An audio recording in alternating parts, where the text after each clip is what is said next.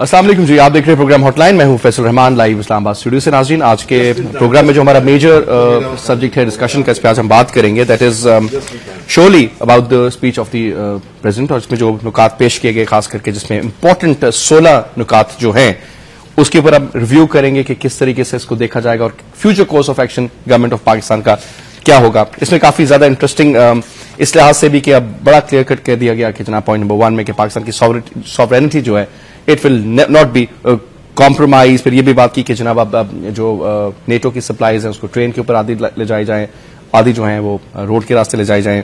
Pakistani nuclear programme के ऊपर कोई कॉम्प्रोमाइज नहीं होगा। पाकिस्तान की जो टेररिज्म के हवाले से हमारी जो एक आउटलुक है कि जनाब इसके हम खात्मा चाहते हैं, उसके ऊपर हम कायम रहेंगे।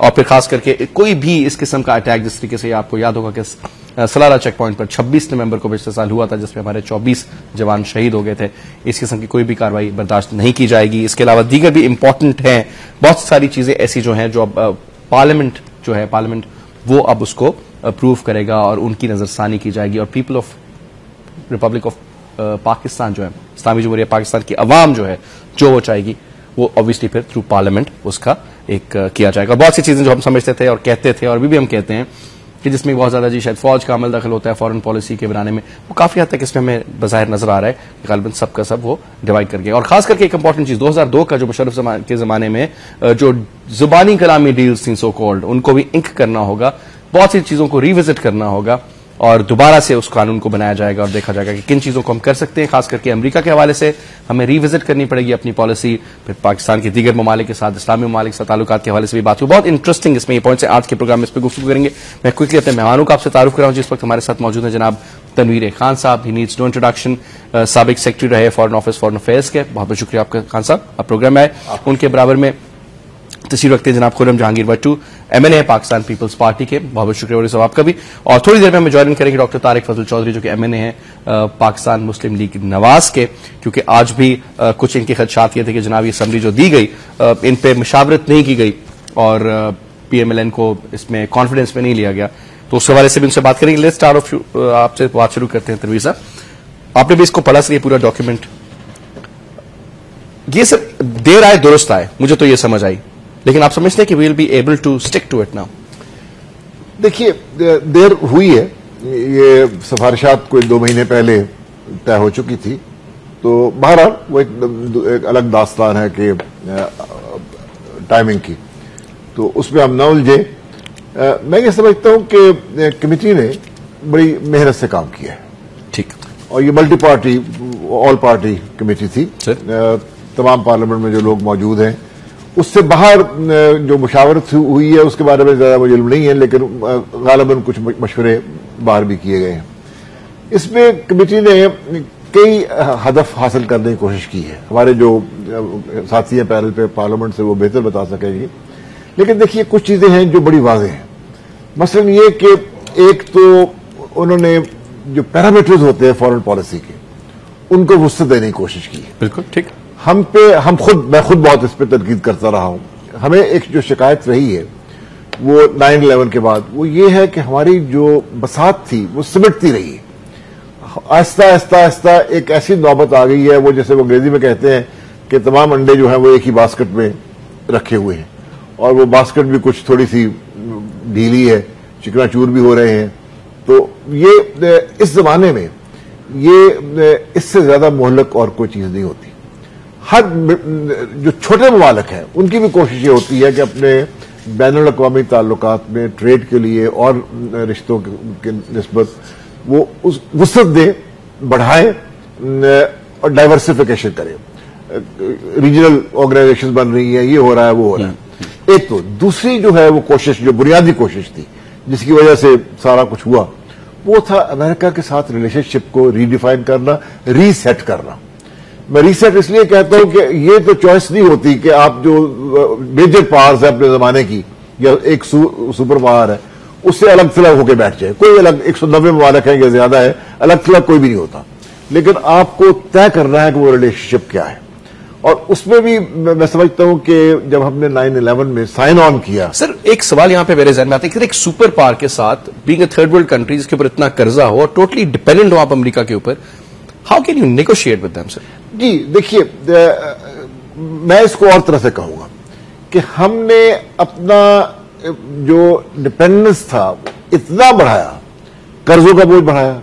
कर्जे जो 10 बरस पहले थे और आज के हैं उसमें जमीन आसमान का फर्क बहुत ज्यादा बढ़ा लिए। हर चीज में खुद अपनी मदद करने की बजाय हम उनके पास भागे गए हैं और एक रिडिकुलस हद तक हम उनके उस पर डिपेंडेंट हुए। फिर उस आर्गुमेंट को हम टर्न अराउंड कर देते हैं कि चूंकि हम डिपेंडेंट हो गए अब हमारे पास कोई रास्ता नहीं है, लॉजिक नहीं।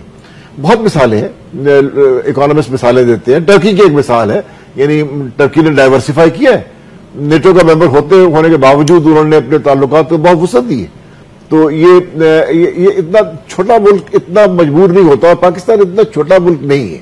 मौजूदा हालात ये लेगेसी है मुशर्रफ ईरा की, जिसमें कि हमें बावर करवाया गया कि हम बहुत लाचार हैं। लाचार नहीं है, 180 मिलियन लोगों का मुल्क, एक न्यूक्लियर वेपन केपेबल मुल्क, इतना बेचारा नहीं है।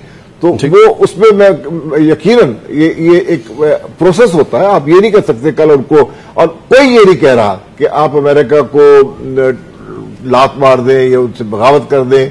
आप सिर्फ ये कह रहे हैं कि तवाज़ुन होना चाहिए, ये दो चीजें। और फिर इस कमेटी ने एक और जो काम किया है जो मैं समझता हूं कि एक तरह से तारीखी काम है। पाकिस्तान में एक रवायत रही है कि एग्जीक्यूटिव पार्लियामेंट से बाहर बाज़ औक़ात ऐसे फैसले कर देती है जो मुल्क की तकदीर पे हावी हो जाते हैं। हमने सीटो ज्वाइन की, ये आपकी जनरेशन से बहुत पहले का वाकया है। कोई किसी पार्लियामेंट को नहीं पूछा गया, कैबिनेट तक को नहीं पूछा गया, चंद लोगों ने फैसला किया, साइन कर दिया। तो ये रवायत जो अब जो उन्होंने बांधा है कि आप पार्लियामेंट के जवाबदेह हैं, आप लेके आए यहां और मिनिस्टर कंसर्न स्टेटमेंट करे, उसकी वजाहत करे और आवाम की जो राय है उसको इजहार कर लिया। मैं सर तो आपके पास आऊंगा क्योंकि 2-3 इंपॉर्टेंट चीजें और भी आपसे मैंने पूछनी, खास करके इसमें एक चीज और भी है कि रशिया और चाइना के साथ जो ताल्लुकात के वाले से बात, खास करके रशियन फेडरेशन, उस पर will talk in the second half. Baddu साहब ये फरमाएगा कि आज थोड़ा सा बताइए पार्लियामेंट में क्या हुआ, क्या मूड मिजाज था, किस तरीके से पेशरफ्त हुई आज? बिस्मिल्लाह रहमान रहीम। बहुत हमारे सीनियर हैं और इनका एक्सपीरियंस है इस फील्ड में। सबसे पहले तो मैं ये आपको ये अर्ज करूंगा कि आज यकीनन एक हिस्टोरिक दिन था कि जिसमें पहली दफा पाकिस्तान की हिस्ट्री में पहली दफा मुल्कों के साथ जो आपके स्ट्रेटेजिक ताल्लुकात हैं और आपके दिफाई ताल्लुकात हैं और आपके ऐसे ताल्लुकात के जिसमें बहुत सारे सेंसिटिव इश्यूज इन्वॉल्व होते हैं, उसको आज इस कमीशन ने जो है वो फॉर्म करके तो पार्लियामेंट में पेश किया।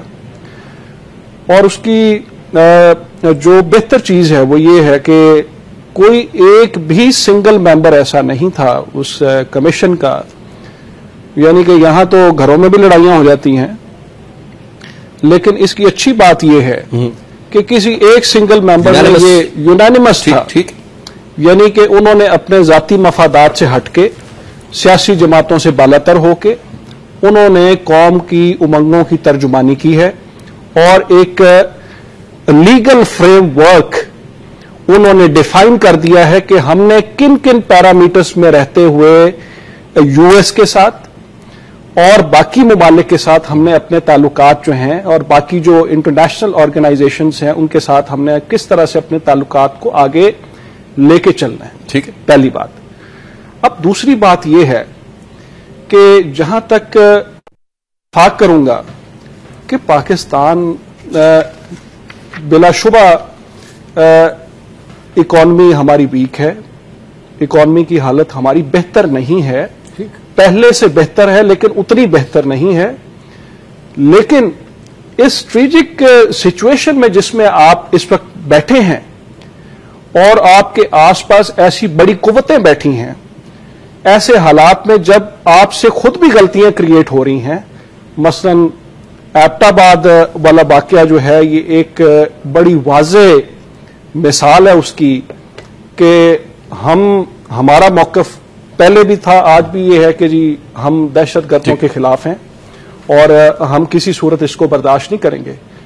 लेकिन अमेरिका का और पूरी दुनिया का मोस्ट वांटेड बंदा जो है पाकिस्तान बैठा रहा, पाकिस्तान से बरामद हुआ, हमारी मिस्टेक है हमारी।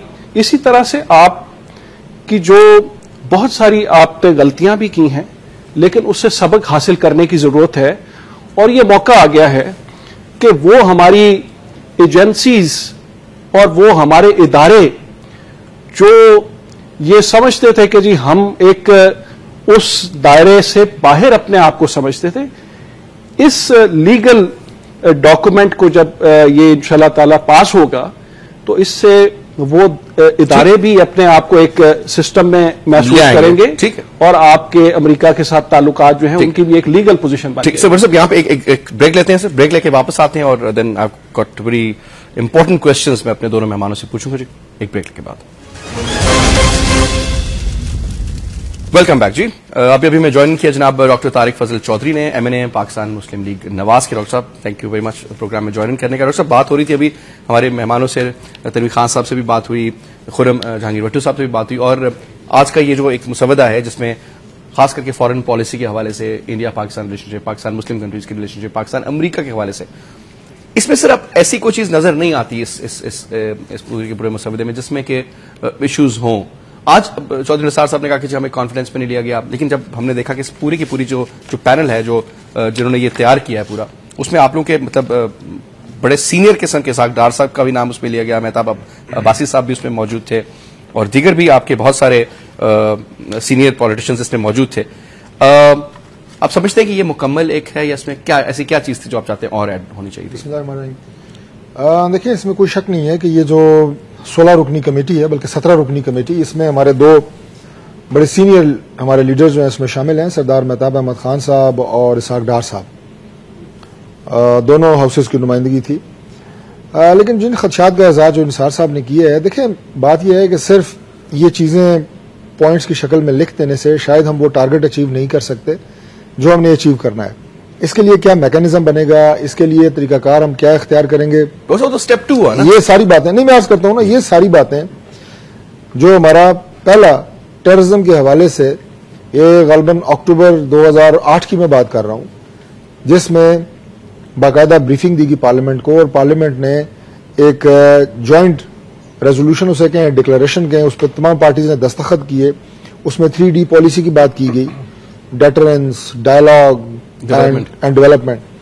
तो उसके बाद फिर एबटाबाद ऑपरेशन के हवाले से दोबारा पार्लियामेंट का ज्वाइंट सेशन हुआ, फिर एक ज्वाइंट जो है वो इसी तरह की एक डिक्लेरेशन जो है वो साइन की गई। आपको याद है कि उसके बाद हर फोरम के ऊपर पाकिस्तान मुस्लिम लीग नून ने हर फोरम के ऊपर इस बात को उठाया कि ये तमाम चीजें जो पार्लियामेंट के अंदर जिन पे फैसला हुआ है उनकी उस तरह इम्प्लीमेंटेशन नहीं हो रही।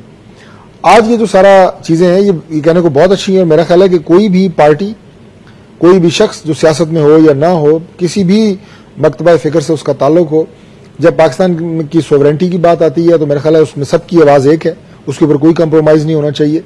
लेकिन आप ये देखें कि ये सोवरेंटी पाकिस्तान की ब्रीच कब कब और किस किस अंदाज से होती रही। मैं सिर्फ एक मिसाल दूंगा, जैसे ड्रोन हमले हैं, इसमें कहा गया कि नहीं कबूल किए जाएंगे। मैं ये अर्ज कर रहा हूं, ये इससे पहले कई दफा कहा जा चुका है। यही तो मैं अर्ज कर रहा हूं कि ये पार्लियामेंट में भी ज्वाइंट रेजोल्यूशन का हिस्सा रही है कि आज के बाद ड्रोन हमले काबिल कबूल नहीं होंगे। उसी पार्लियामेंट के अंदर जब आर्मी के अफसरान आते हैं ब्रीफिंग देने के लिए, तो एयरफोर्स के जो गालबन वाइस चीफ थे, उन्होंने खड़े होकर कहा कि अगर आप कहें तो हम इनकरा सकते हैं, हमारे पास ये टेंडेंसी मौजूद है। आप मुझे ये बताएं कि आप कहें से मुराद क्या है? इसका मतलब यह है कि हुकूमत नहीं कह रही। जाहिर है वो इस वक्त जवाबदेह हुकूमत को है ना, लीडर ऑफ द अपोजिशन को तो जवाबदेह नहीं है।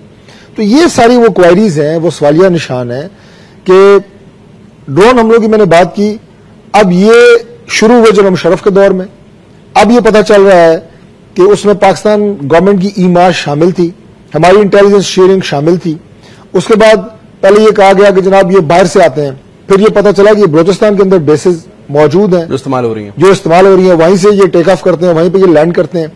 तो वो कौन से ऐसे एग्रीमेंट्स थे जो अमेरिका के साथ इससे पहले किए? वो भी मेंशन किया है कि हर वो चीज जो कहते हैं जी वर्बल एग्रीमेंट्स थे, तो इसमें उन्होंने कहा कि इसको इंक किया जाएगा, ब्लैक एंड व्हाइट। देखिए आप मुझे ये बताएं कि मैं और आप अगर कोई 1 लाख रुपए की भी लेन देन करेंगे तो जरूर एक बंदा दोनों में से कहेगा कि जी इसको तहरीर कर लें बेहतर होता है, कभी आज तक ऐसा हुआ है कि इतना बड़ा ऑपरेशन और वो वर्बल हो? वर्बल क्या होता है? आज भट्टू साहब कह रहे थे कि ये आज एक तारीखी दिन है कि पहले जो कहते थे जी सारे के सारे इख्तियार जो आपकी फॉरेन पॉलिसी के बारे में था कि जी आईएसआई बनाती है, फलाना करते हैं, फॉरेन ऑफिसर ऐसी डमी रखा हुआ है, एक बड़ा तासुर था ना। आप नहीं समझते कि बहुत सी चीजें इसमें जो अच्छी हैं, let's talk about the positive side of it, कि पार्लियामेंट को बड़ा इसमें तगड़ा किया गया है, बहुत सारी अथॉरिटी पार्लियामेंट को दी गई है, मिनिस्टर्स को दी गई है पावर कि भाई आप डिसाइड करें, अवाम की राय है, अवाम का जो एक मौकफ है वो तो पार्लियामेंट नहीं ना फैसला करना है।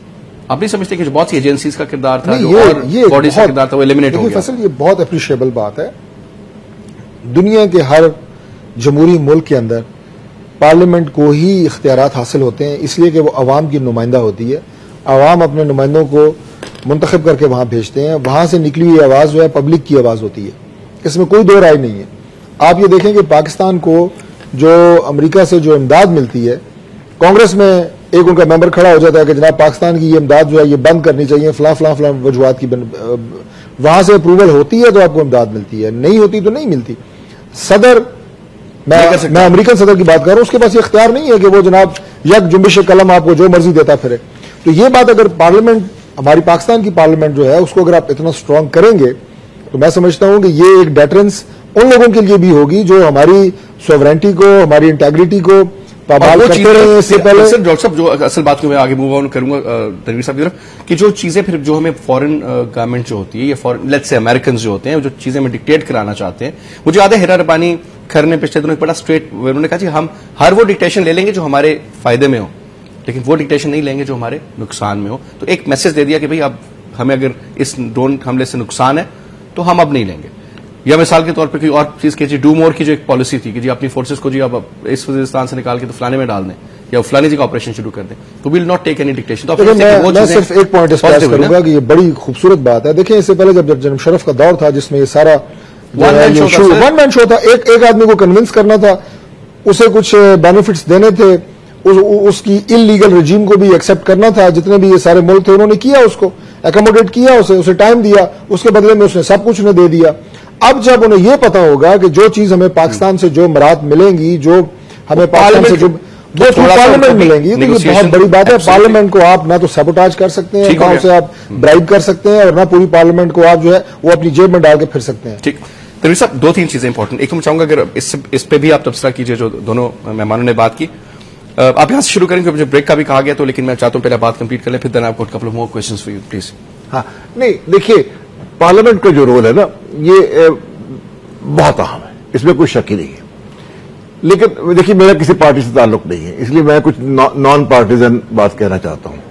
ये पहले हम देखेंगे प्रॉपर लेजिस्लेशन की कोई बातें हो रही है सर, वरना तो वो बिजली नहीं है तो गैस नहीं है, इस चक्रों से बाहर ही नहीं। ये इस पर नशीब फराज आते रहे हैं। हमारे कुछ लीडर ऐसे रहे हैं जिन्हें ये एहसास था कि लोगों को साथ लेके चलना है, पार्लियामेंट को साथ लेके चलना है।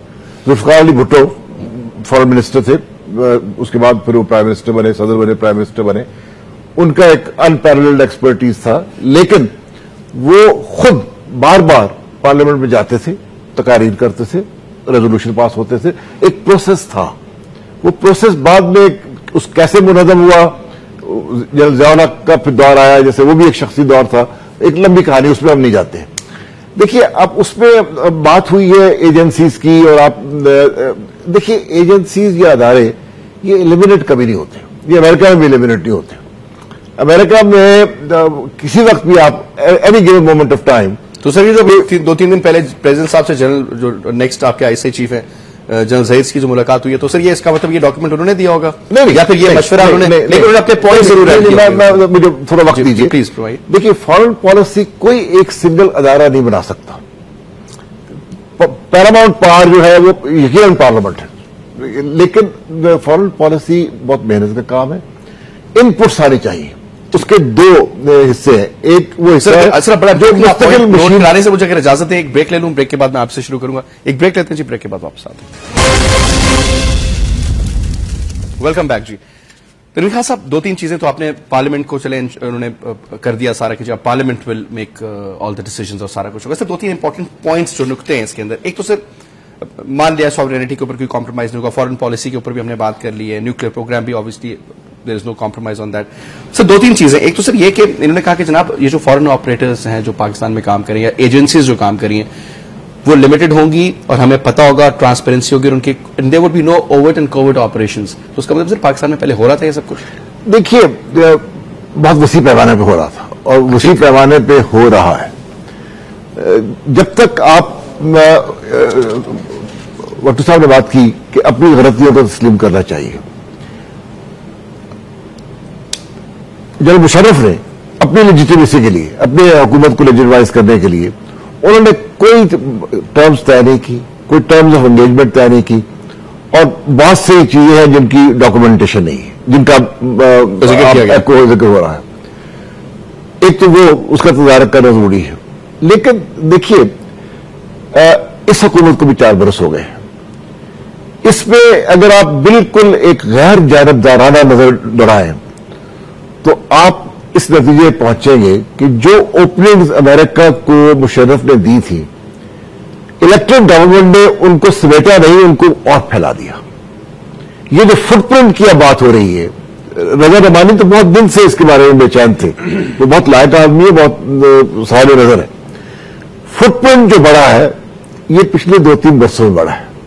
अफगानिस्तान में क्राइसिस हुआ उनका, पाकिस्तान पे बोझ पड़ा है, और देखिए ये मैं समझता हूं कि जब ये एक बहुत बड़ा सैलाब यहां स्पेशल ग्रुप्स जो है वो आए हैं, CIA के एजेंट्स, आपके ब्लैक वाटर सिक्योरिटी कॉन्ट्रैक्टर्स, एक थोड़ी सी विंडो ऑफ टाइम है जिसमें वो एकदम सैलाब आया है, और उस पर आपके यहां बहुत बड़ा इंटरनल क्राइसिस हुआ है, डिबेट हुआ है, जिसमें जो सफीर थे वाशिंगटन में उनका नाम लिया गया। अब मुझे वो तो फैसला होगा, सारा कुछ लेकिन अभी हकायक मालूम है कि बेतहाशा वीजे दिए गए, आए गए, उनकी एंट्री जो हुई वो इस हुकूमत के दौर में हुई है, और उसका वो चलता रहता अगर कुछ हादसा ना होते। एक तो रेमंड डेविस ने इस मुल्क की बड़ी खिदमत की, उसने 3 पाकिस्तानियों को शहीद करके कौम को झंझोड़ दिया, इससे भी आप फरार नहीं कर सकते हैं। और फौज को भी एक बहुत बड़ा धचका लगा जब सलाला में चेक पोस्ट पे उन्होंने आके 24-26 लोगों को शहीद कर दिया।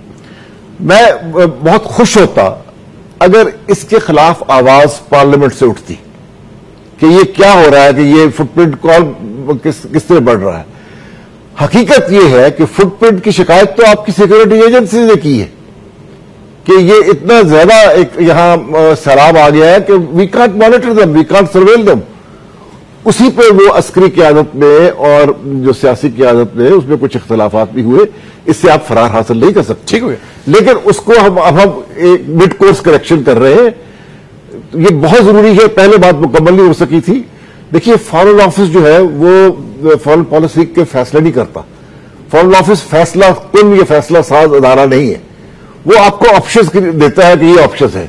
ये पार्लियामेंट को अगर अपने को मनवाना है तो पार्लियामेंट को ओनरशिप लेनी पड़ेगी, पार्लियामेंट को एक्सपर्टीज डेवलप करने की। और मैं, चूंकि मेरी उम्र ज्यादा है, मैं ये तवक्को रखता हूं कि जो निस्बतन जो नौजवान मेंबर है पार्लियामेंट की, वो बैनुल-अक़वामी मामलात पे उसमें दिलचस्पी ले, क्योंकि पाकिस्तान के केस में अंदरूनी जो डोमेस्टिक पॉलिसी है उसको आप अलग नहीं कर सकते हैं फॉरेन पॉलिसी। ठीक, बाद में होती है वो भी ठीक है। हमारा हम इतने सेंसिटिव हैं इंटरनेशनल रिलेशंस पे, तो ये एजेंसीज ने वो स्पेस ली है जो पॉलिटिशियंस वैक्यूम पैदा हुआ है तो कंसीड करते रहे ना, यानी जगह कंसीड करते रहे, और एक अफसाना बन गया कि India policy, nuclear policy, America policy, ये तो जी फौज लेगी।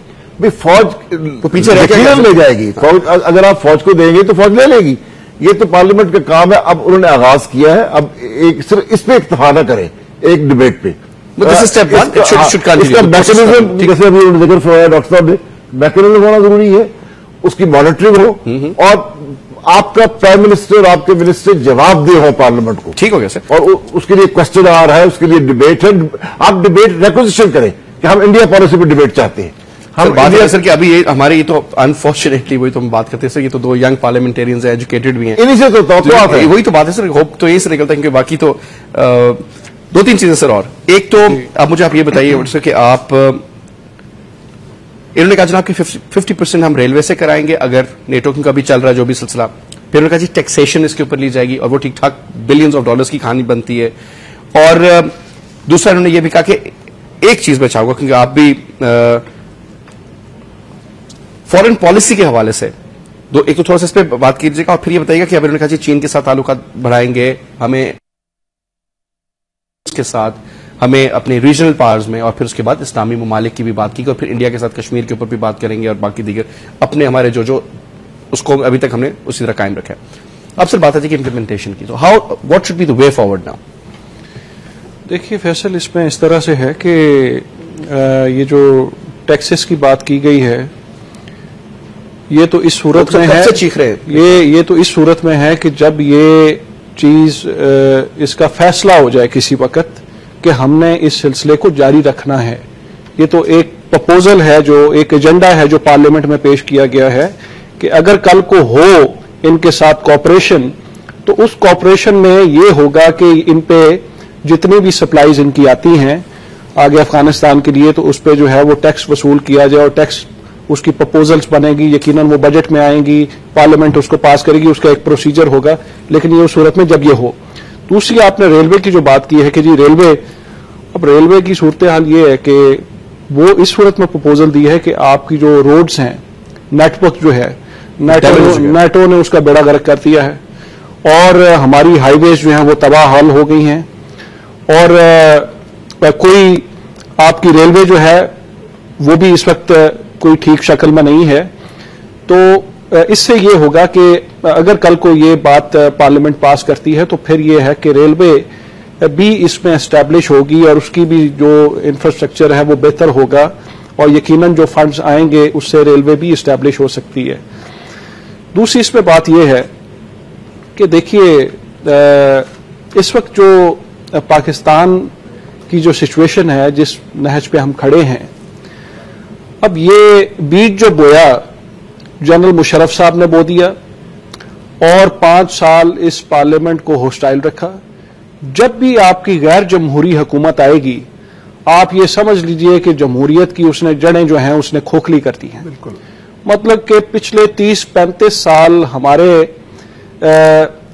इन हजरात ने पाकिस्तान की जड़ें जो हैं उनको खोखला किया है। अब हम बात करते हैं जमहूरियत की मजबूती की। भाई जमहूरियत कैसे पनपेगी, जमहूरियत कैसे मजबूत होगी जब उस पे जो है वो 30-35 साल इस पार्लियामेंट को जो है वो अपना लावारिस बनाया गया और इसके इदारों को तबाह हाल किया गया। अब एक हुकूमत आई है और उस हुकूमत ने बावजूद इसके कि अकलीती हुकूमत है, अलाइज को साथ शामिल करके इन्होंने एक हिकमत अमली बना के कि जी हमने कंसेंसस से फैसले करने हैं, हमने सबको साथ लेके चलना है। और आप देखिए कि उसी का रिजल्ट है कि आज पूरी कौम जो है वो इकट्ठी है और यक आवाज होके कमीशन ने उसकी रिपोर्ट दे के उसको पार्लियामेंट में पेश कर दिया है। तो अभी मैं इसको फाइनल डॉक्यूमेंट मैं नहीं इसको समझता, इसमें काफी चीजें जो हैं इसमें ऐड होने वाली हैं। हम चौधरी निसार अली खान साहब ने जो वहां एतराज किया है, असूली तौर पे तो समझते हैं कि वो गलत है कि जब एक चीज उनकी पार्टी भी उसमें शामिल है तो फिर उसको ये नहीं कहना चाहिए था कि जी हमें इस पे इख्तलाफ है। ये कहते कि हमने इसमें कुछ नई प्रपोजल्स देनी है जो हम नहीं दे सके, तो उसके लिए हमें थोड़ा टाइम देना चाहिए।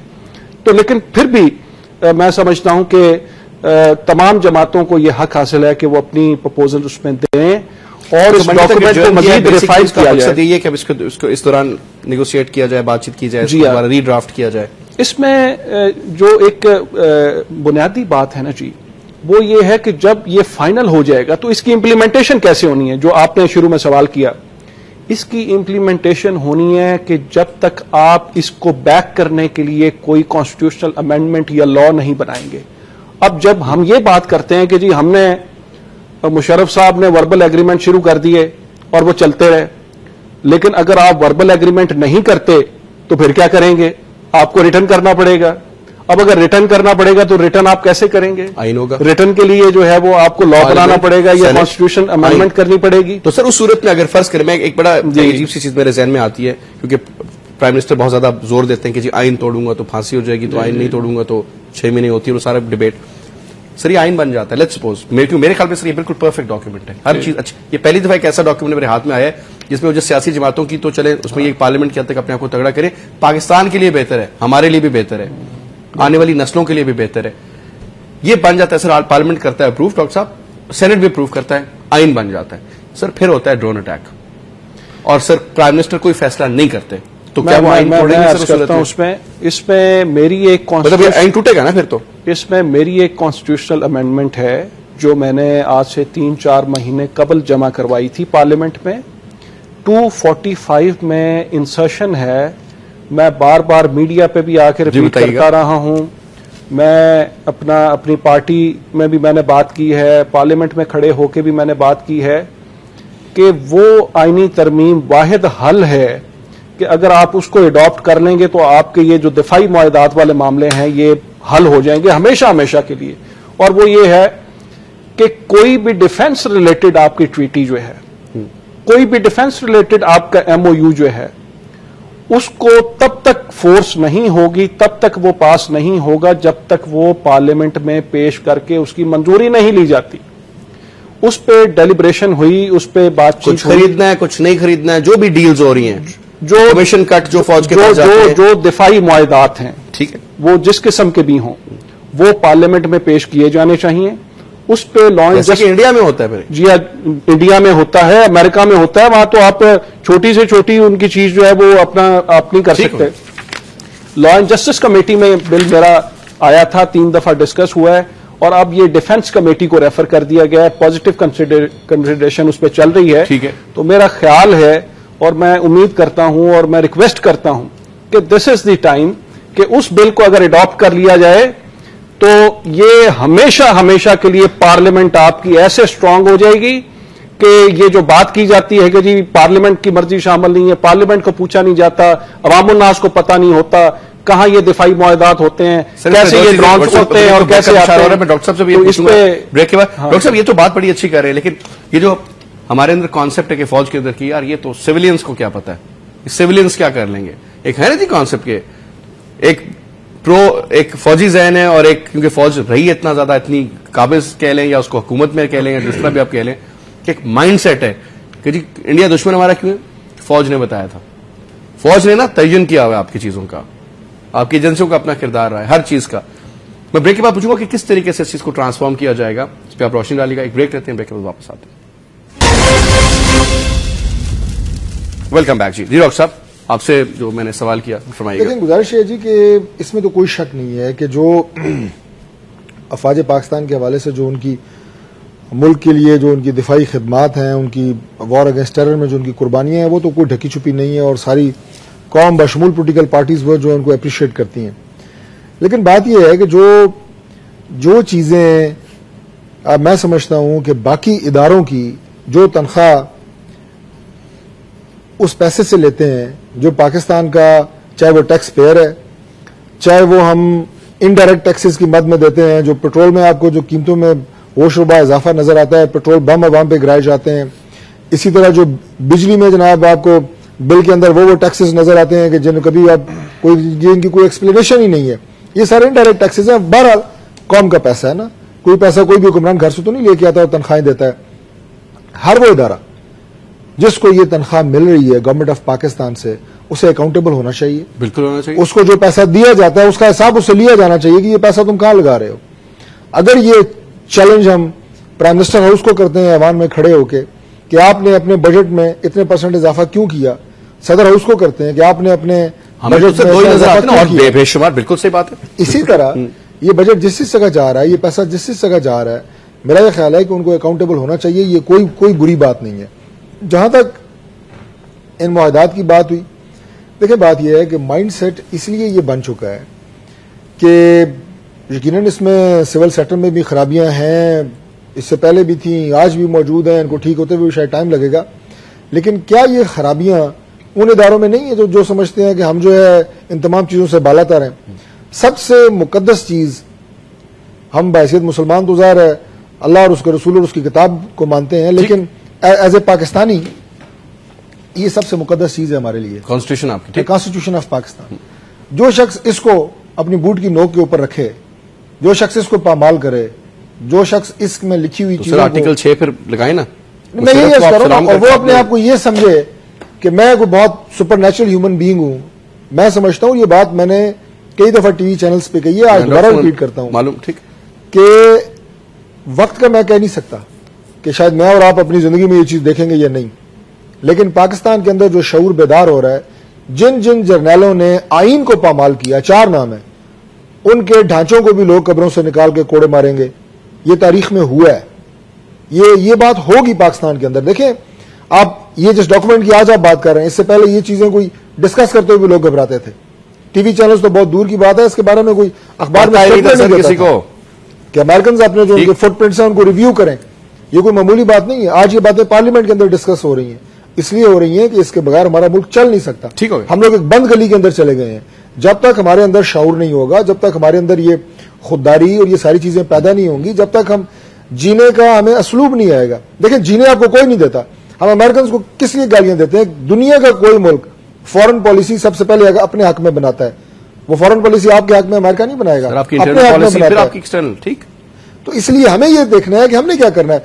कितने ऐसे मुल्क हैं जिनके साथ अमेरिकन के ताल्लुकात दोस्ती के भी हैं, उनसे उनके ताल्लुकात कोई ये वन साइडेड लव वाला चक्कर नहीं है कि हम उनसे मोहब्बत किए जा रहे हैं, वो उसके बदले हमें जनाब कुटी जा रहे हैं, कुटी जा रहे हैं। आपके ईरान की मिसाल आपके सामने है, ईरान की मिसाल जो है खड़ा हो जाता है। टर्की को आप देखें, ठीक, टर्की ने बिल्कुल, टर्की की पाकिस्तान को जब तक हम खड़े नहीं होंगे तो फिर वक्त आ गया, उस वक्त तक मैं समझता हूं कि हमारा सर्वाइवल ही मुश्किल है। वड्डू साहब जी, मेरा डॉक्टर साहब से पूरी तरह इत्तफाक है, और ये मौका है कि इस वक्त पूरी पाकिस्तानी कौम को जो है वो खड़े हो जाना चाहिए। और देखिए, अफवाज पाकिस्तान की जो कुर्बानियां हैं वो हमारे लिए काबिल एहतराम है, और हमने हर मौके पे अफवाज पाकिस्तान की पार्लियामेंट ने सपोर्ट की है, हर मौके पे। चाहे किसी मौके पे उनको थोड़ी एम्बैरेसिंग सिचुएशन भी उनकी रही है, इंटरनेशनली भी रही है, लेकिन हमने कभी उनको एम्बैरेस नहीं होने दिया। हम हमेशा अफवाज पाकिस्तान के पीछे खड़े होकर हमने उनकी सपोर्ट की, और हम दिलो धमाके करके दिलो जान से पाकिस्तान की इज्जत में इजाफा किया है। जो धमाके हुए हैं वो भी आपने अफवाज पाकिस्तान को मजबूत किया। दिलो जान से हम ये समझते हैं कि हमें उनकी सपोर्ट करनी चाहिए और हम उनको बैक करना चाहिए। लेकिन अब इसमें एक तल्ख माजी भी है। मैं उस माजी में नहीं जाना चाहता कि क्या हुआ और क्या नहीं हुआ।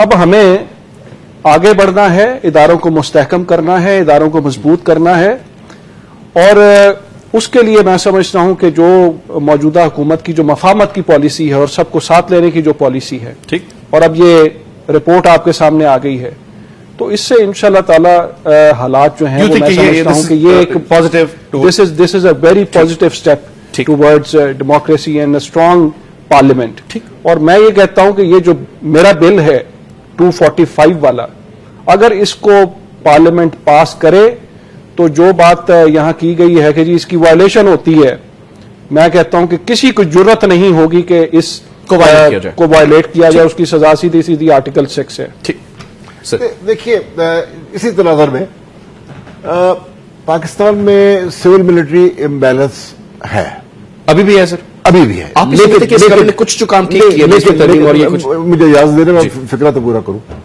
लेकिन मैं ये समझता हूं, यानी कुछ मुझे ये कहना पड़ रहा है कि फौज को मिसरिप्रेजेंट ना करें।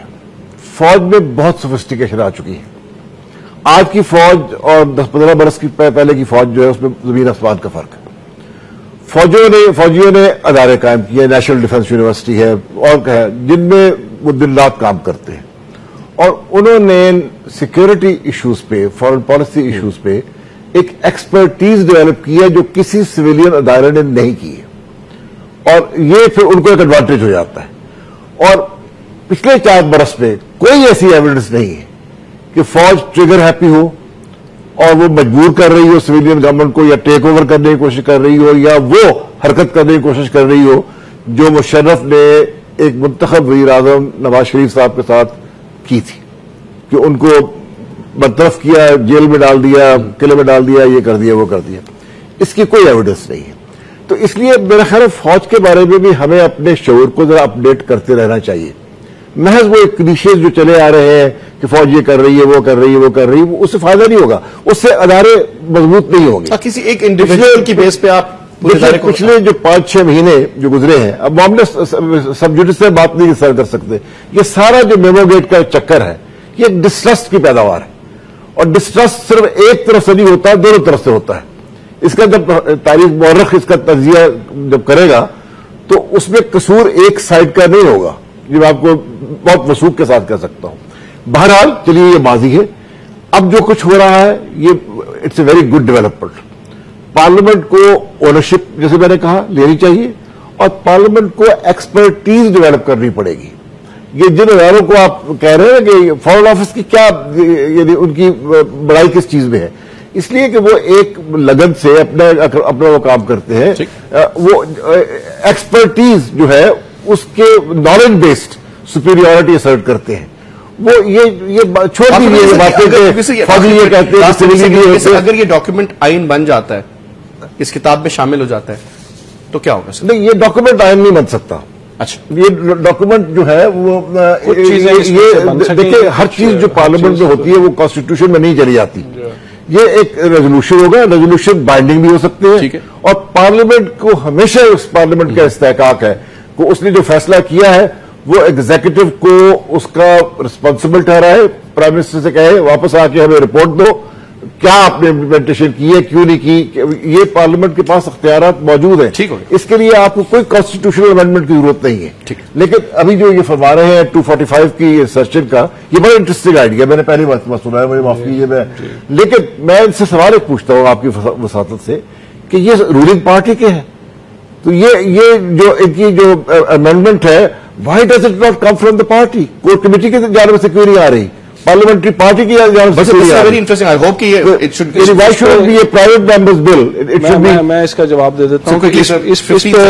इस पे बहस चल रही है, डिस्कशन भी चल रही है, और मुझे तवक्को है कि कुछ टाइम में होपफुली पार्टी भी इसको ठीक करेगी। बहुत बहुत शुक्रिया अदा करूं खान साहब आपका, Khurram Jahangir Bhattu, thank you so much for being part of show, और डॉक्टर साहब बहुत बहुत शुक्रिया आपका भी। नाज़रीन, हमारा प्रोग्राम खत्म होता है, लेकिन ये सब्जेक्ट इतना बड़ा है कि मुझे लगता है कि इसके ऊपर मुझे दोबारा भी बात करनी पड़ेगी। बहुत से ऐसी चीज थे जो पॉइंट्स रह गए, लेकिन अपने अगले प्रोग्राम में डेफिनेटली इस पर बात करूंगा जी। मुलाकात होगी कल 8 बजे, तब तक के लिए इजाजत दीजिए, खुदा हाफिज।